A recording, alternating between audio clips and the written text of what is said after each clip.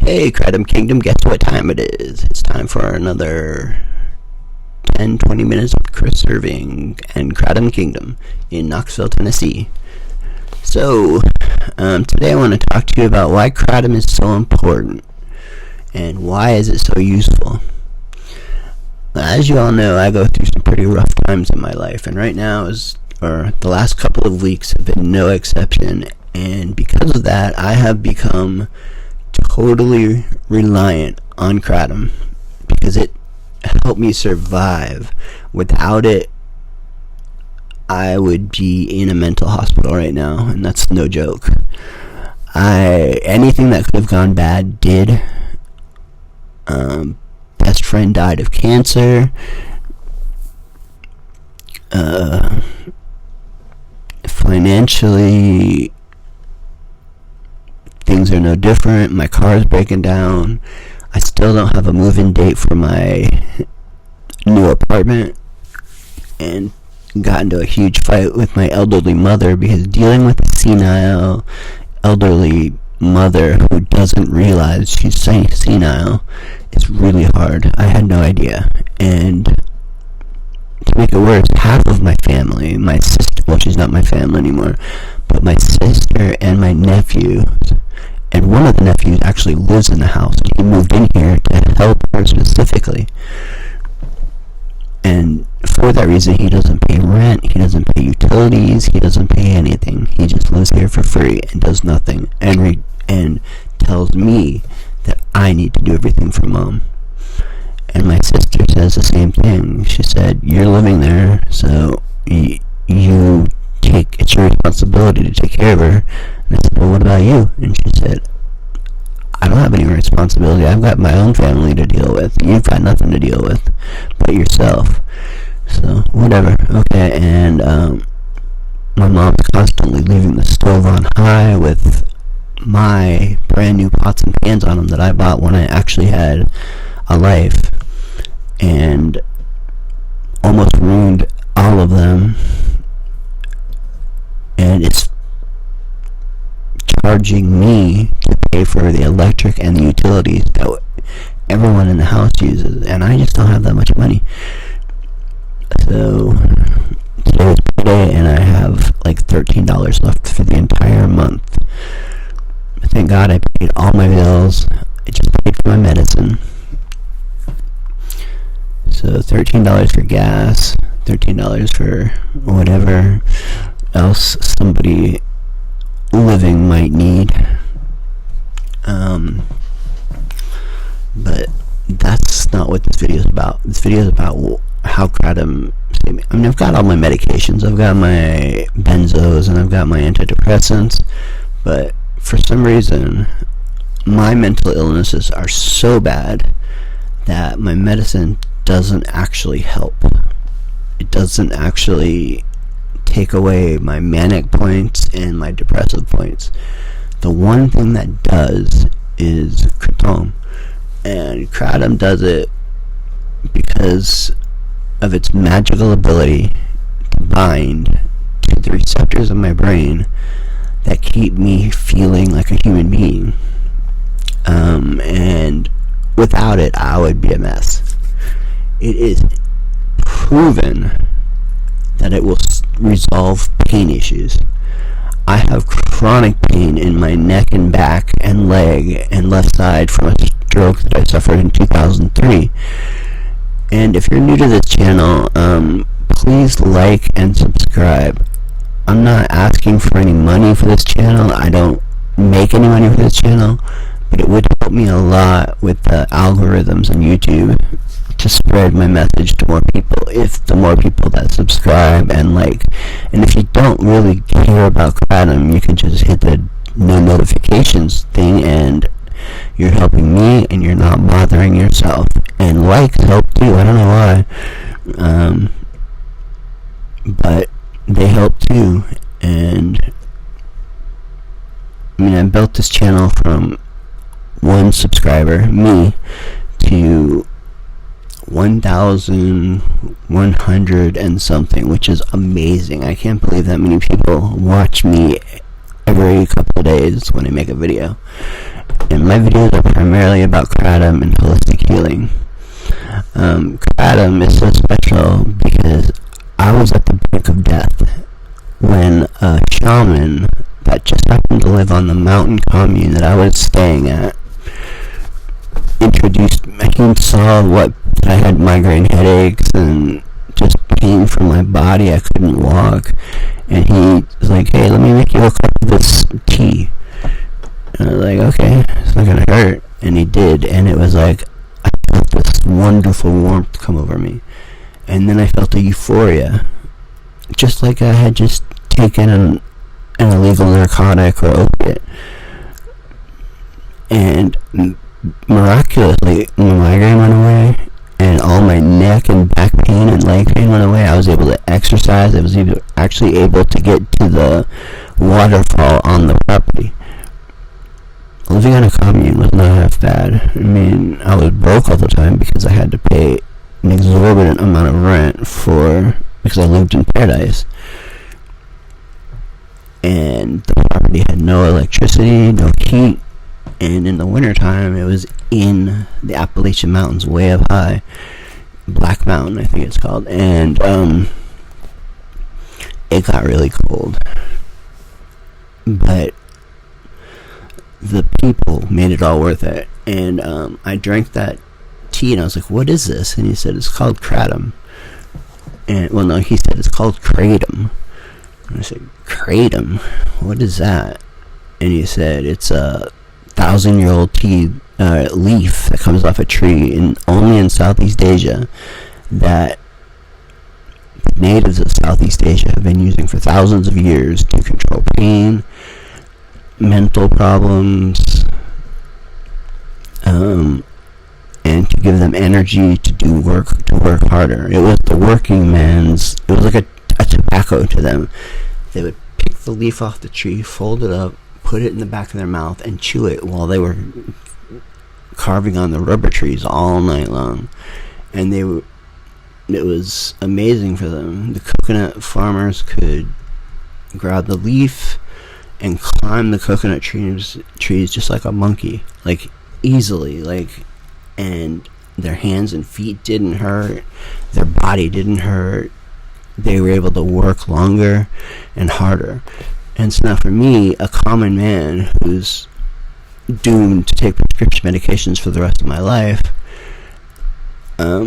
at the time I was prescribed heavy-duty painkillers because my problems were chronic and not going away, and that was when Appalachian doctors were passing out opiates like they were candy. "Oh, you're in pain? Here, take 75 of these, take 4 of them a day, and come back once a month for a new refill of 4 a day, and 150 milligram hydrocodones 4 times a day." I was addicted. I was hooked. And then he gave me this kratom. I later found out it was called. And I didn't need the opiates anymore. So I called the pain clinic and I'm like, "I know this is unusual, but I don't need your services anymore. So thank you, but no thank you. You can cancel all my future appointments." And I never went back. Don't even take aspirin or Tylenol now. I drink kratom. And it takes away my pain, which makes me happier, which takes away a lot of my depression, because chronic pain causes depression. I know. I saw it do it to my father. I felt it myself, and so I've been going through a rough couple of weeks, and ordinarily a normal person would have just popped in benzos left and right just to get through, but I didn't do that. I actually didn't take a single benzo the whole month, so I have enough to get me through the wintertime without seeing the doctor. And I'm really proud of that, because when I first got them, I didn't know how to take them, and I wasn't taking kratom yet, so I was constantly running out. And when I would run out of a benzo, I would have massive seizures and end up in the emergency room. And they had me classified as a drug seeker, which was no good when you're on chronic medicine and in the ER quite a bit for everything.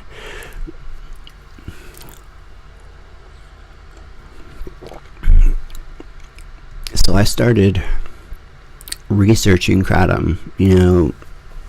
I was still a student. I just graduated college, and because I was a grad student, I had access to scientific reviews.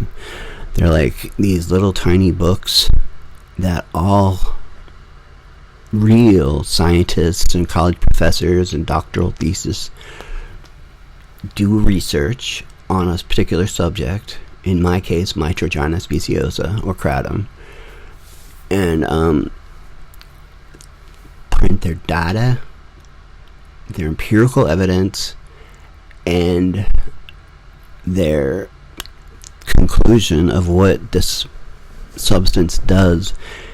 And I found it did amazing things, and it's never once killed anyone. If you hear otherwise, it was a lie.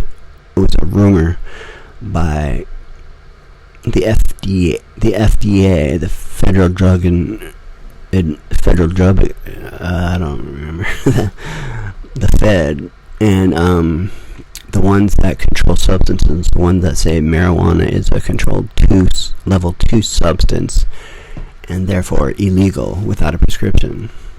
And they're trying to do that to kratom because it works. And when something inexpensive and natural works, like cannabis, like kratom, they want to control it, so that way these big major pharmaceutical companies can put it in a prescription, and you have to go to the doctor to get it. The doctors make money, the pharmaceutical companies make money, and who gets screwed is us, and the kratom farmers. It's kratom farmers in Indonesia, Philippines, Taiwan,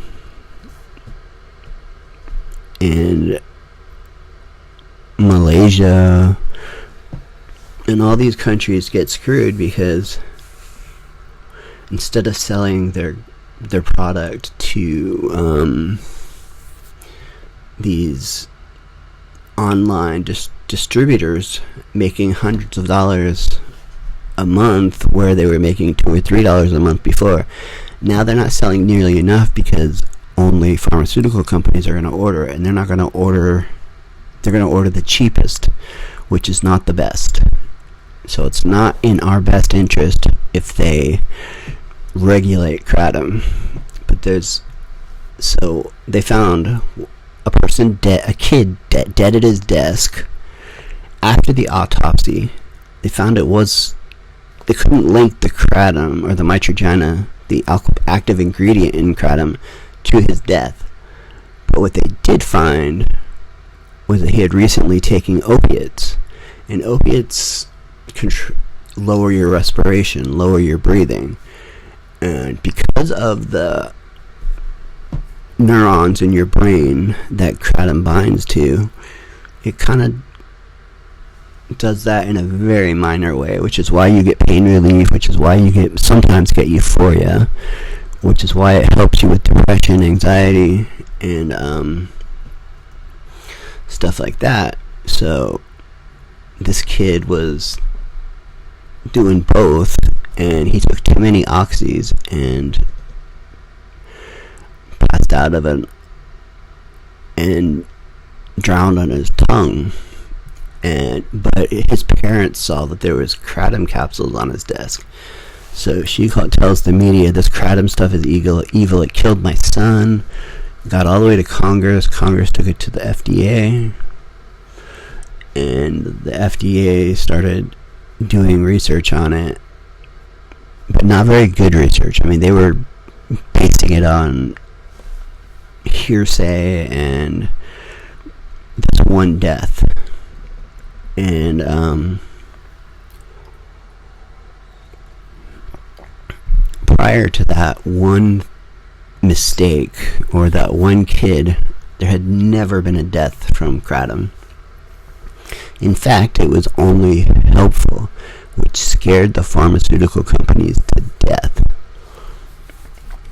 And it meant doctors had to learn about a new substance, which, in my opinion, I don't think they're real happy with. If it's not an old tried and true that they've been using, that's been in the medical books since modern medicine started, they don't want to fuck with it. And same is true for kratom. I mean, I asked my doctor. He said, I don't know anything about it, but I will write you a prescription for cannabis. And I was like, well, in my research, kratom is much safer than cannabis, and I can drive when I drink kratom. I can't drive when I take cannabis. And I'm of a mindset, I don't want to take cannabis because I've seen what my parents were from the 60s, so they were heavy cannabis smokers my entire life. And sometimes I'd go without lunch at school because they had to buy a $40 bag of weed. And I really got upset about that as a kid, and promised myself I was not going to be that way. And I'm not. I mean, I went through my high school rebellion years, of course. Never honestly really got high from cannabis.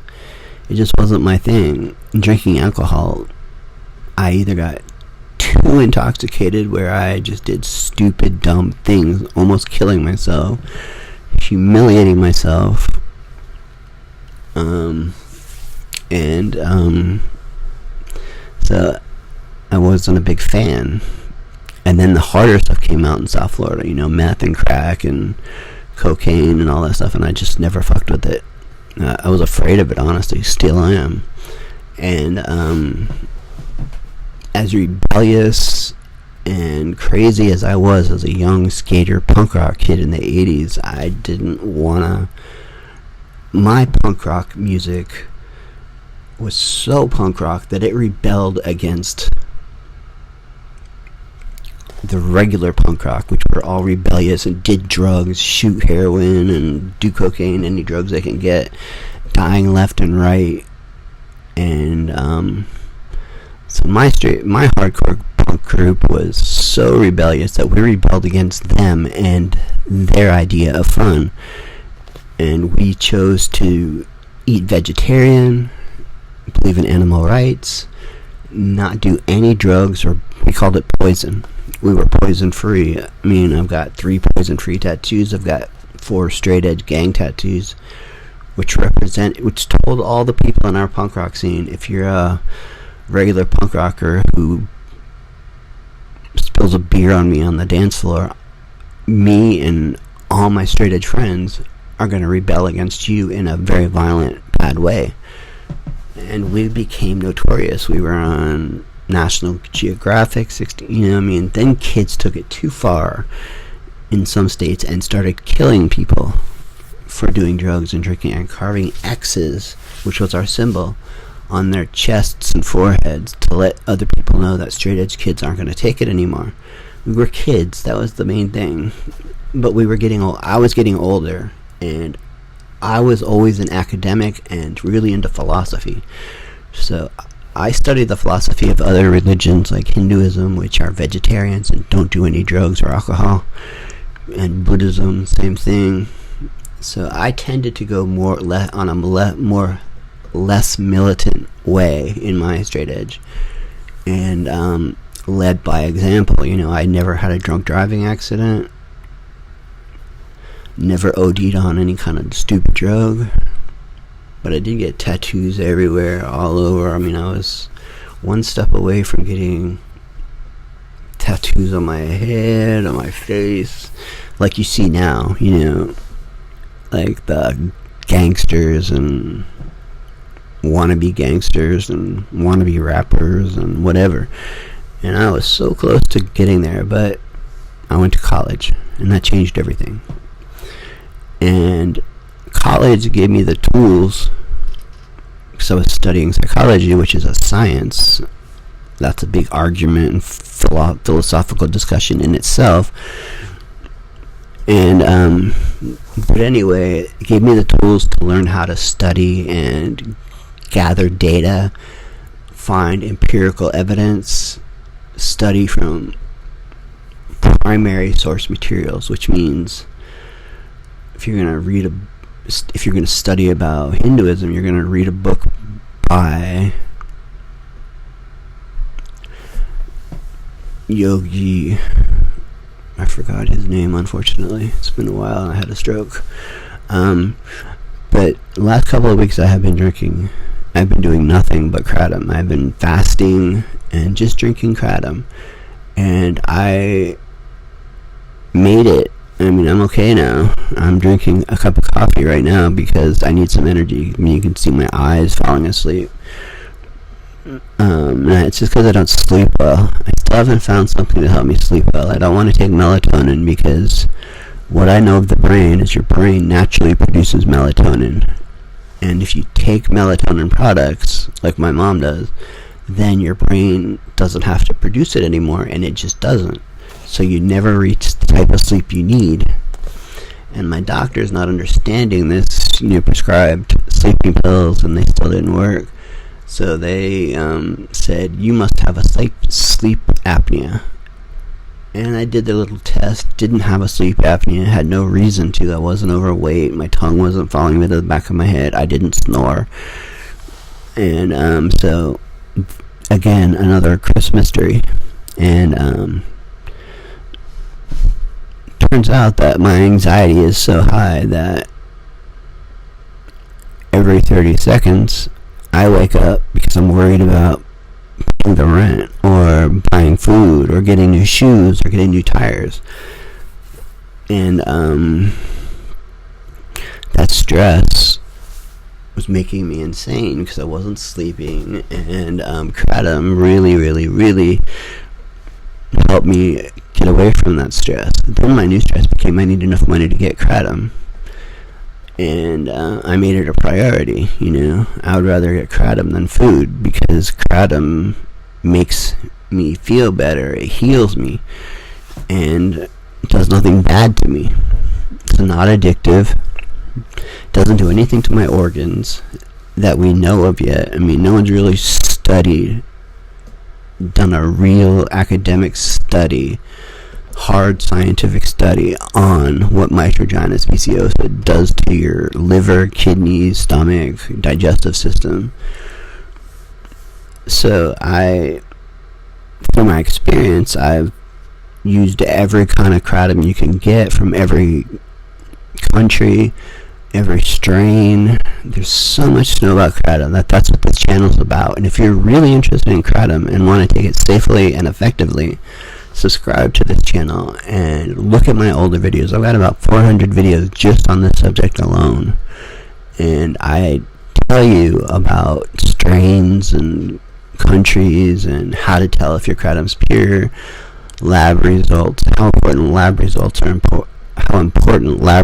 are to your Kratom. I mean,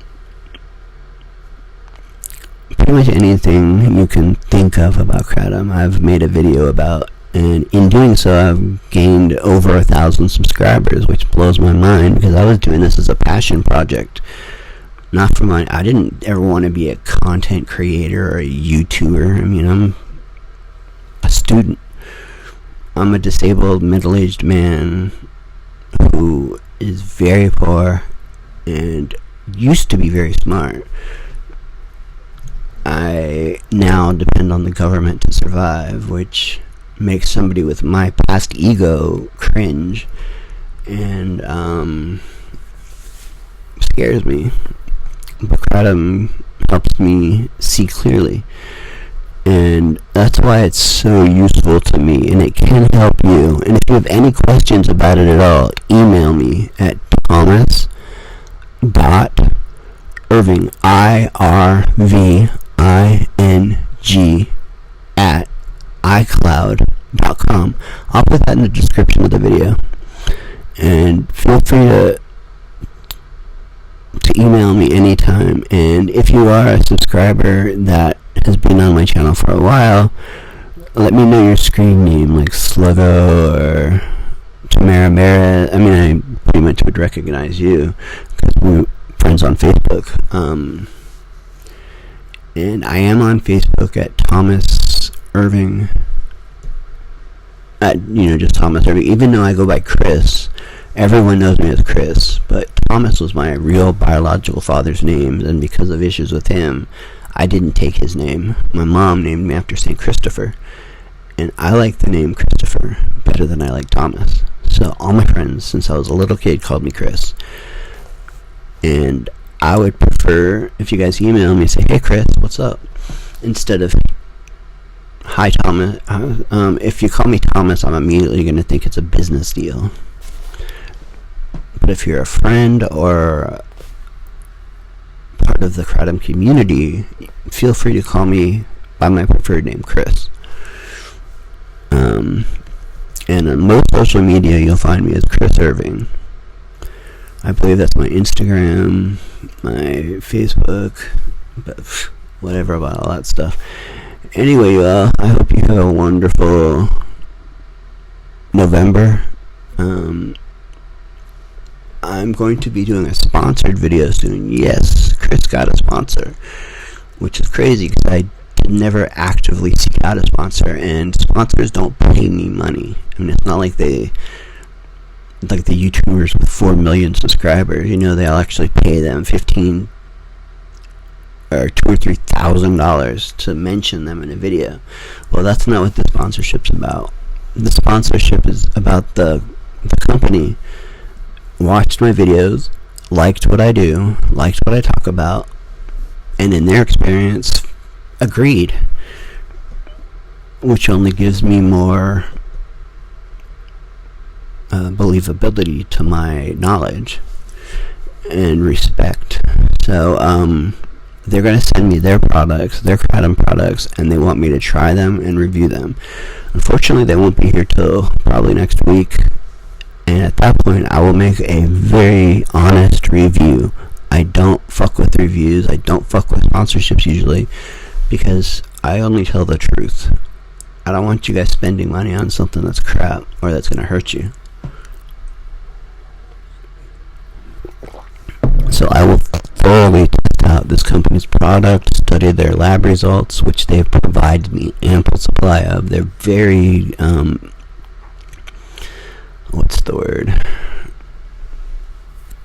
They're very open with all this information and honest, and I can't think of the word, like glass.